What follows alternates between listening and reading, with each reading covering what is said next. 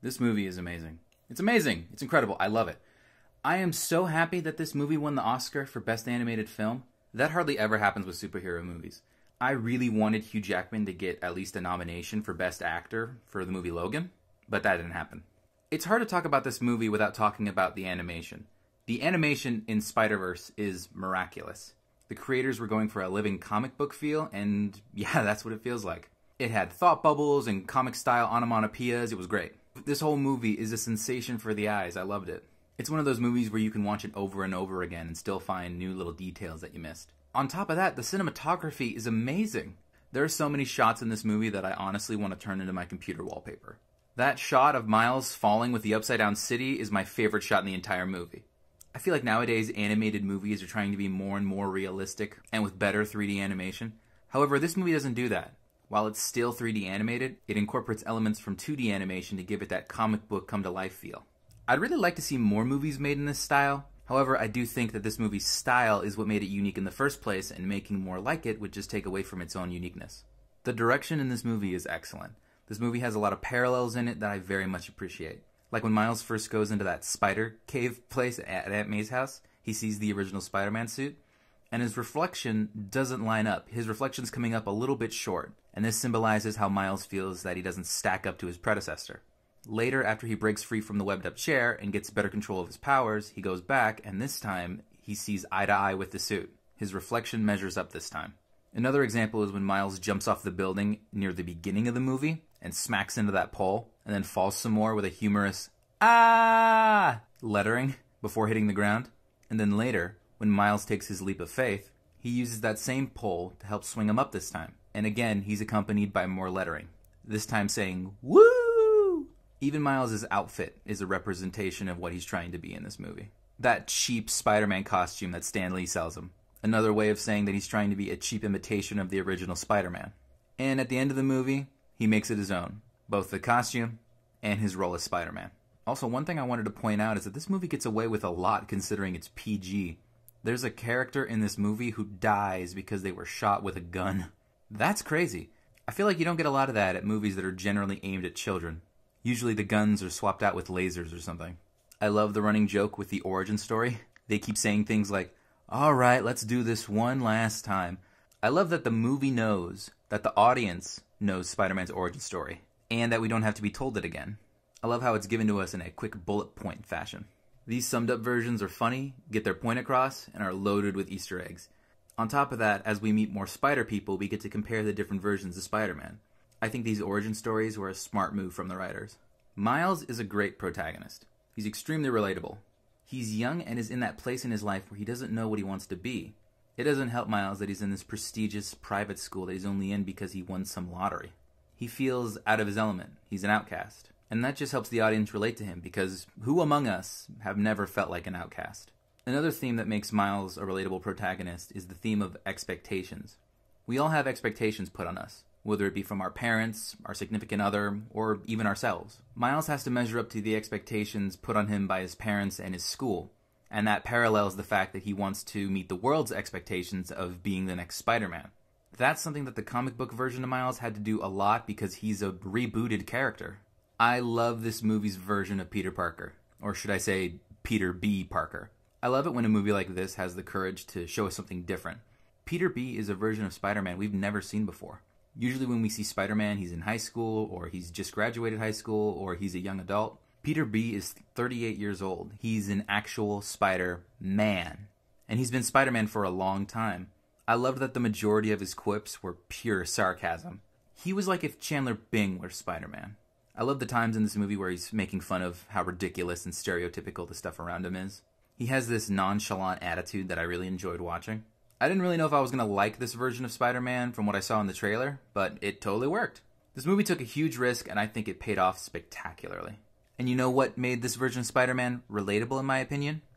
The sweatpants. I've told so many of my friends that if I were a superhero, my superhero costume would include sweatpants. Literally, when I was in the theater with my girlfriend, there were so many times where she turned to me and said, "This is you if you were Spider-Man." And she was right. The voice acting in this movie is top tier. I love how this universe's original Peter Parker is voiced by Chris Pines, even though he's only in the movie for like 5 minutes. The people who were making this movie said they casted him because they wanted somebody who sounded handsome. Jake Johnson is really good in this movie. He plays Peter B. He definitely would not have been my first choice for a Spider-Man, but he does an incredible job. I think the makers of this movie said they tried to get Tobey Maguire to come play Peter B, and that would have been really cool, but I can't imagine anybody other than Jake Johnson playing this role. He really knocked it out of the park. I liked Gwen Stacy. Although I kind of thought she was one of the weaker elements of the movie. She wasn't bad, just weaker than the other characters. I feel like Penny Parker, Spider-Noir, and Spider-Ham were just there for fan service / comedic relief, so I don't hold them to as high of a standard.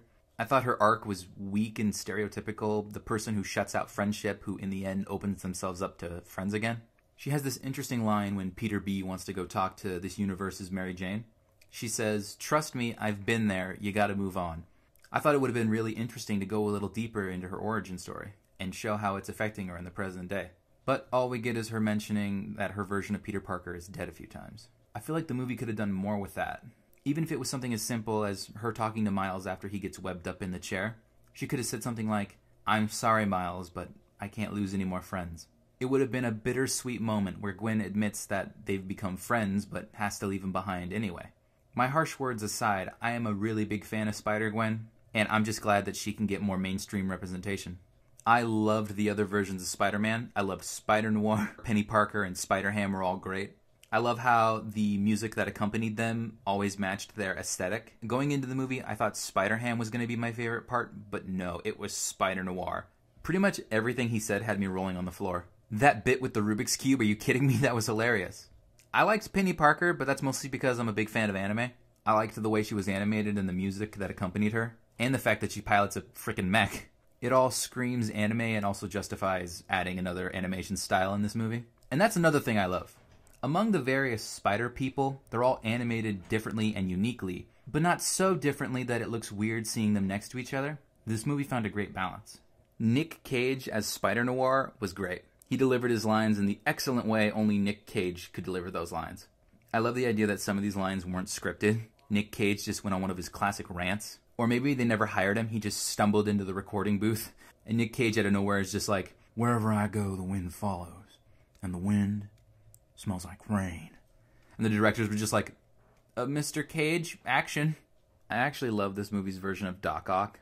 I love her design. I love the surprise twist that that's who she was.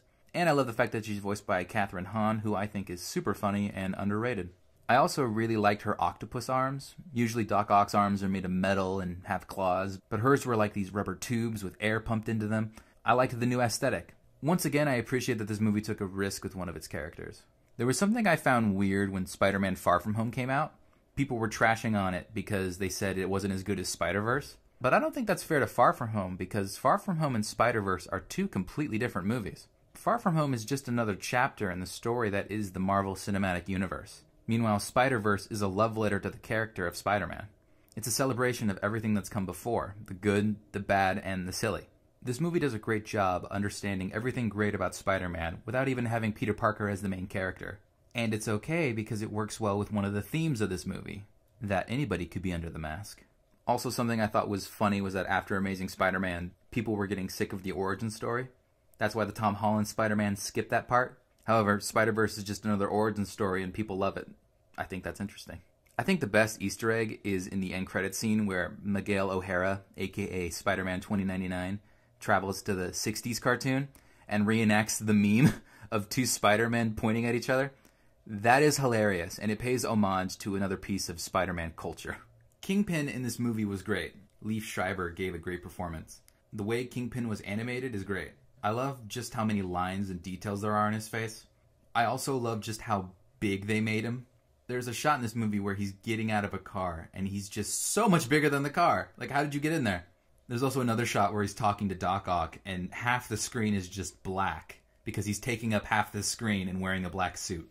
There is one problem I have, and it's super nitpicky, but I don't think Kingpin should have been the villain of this movie. I know Kingpin is sometimes a Spider-Man villain, but I more strongly associate the villain with Daredevil, especially considering how amazing the Netflix series is. And I really feel since this is a movie that culminates everything we love about Spider-Man, that the villain should be one that we more associate as a member of Spider-Man's Rogues Gallery. I honestly feel like the Green Goblin should have been the movie's villain.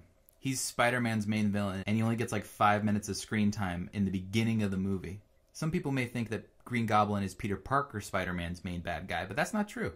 In the comics, Miles always crosses paths with the Green Goblin, and it's usually the big, monstrous version of the character that we see in this movie. I kind of wish they kept everything the same, but just swapped out Kingpin for Norman Osborn. You could honestly keep everything the same. It could have been about him trying to get his wife back and his son Harry. I don't know. Another thing that makes me think of this is that there are times where Kingpin is fighting, and I'm like, this is just a guy, right? Why is he so strong? How did he not die from that?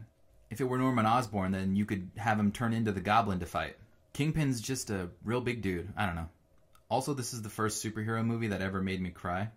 It was the scene where Miles' uncle dies, and the reason it made me cry was because 2 months prior to seeing this movie, my uncle passed away, so it hit real close to home. This movie is a masterpiece. It's a masterpiece. I love this movie. I'm a huge Spider-Man fan. He's my favorite superhero, and I'm glad people still have so much love for this character. People will probably be watching this movie for decades and still be able to enjoy it. That's about all I have to say. I hope you guys enjoyed the review. Make sure to like, comment, and subscribe, all that good stuff. And I will see you all later.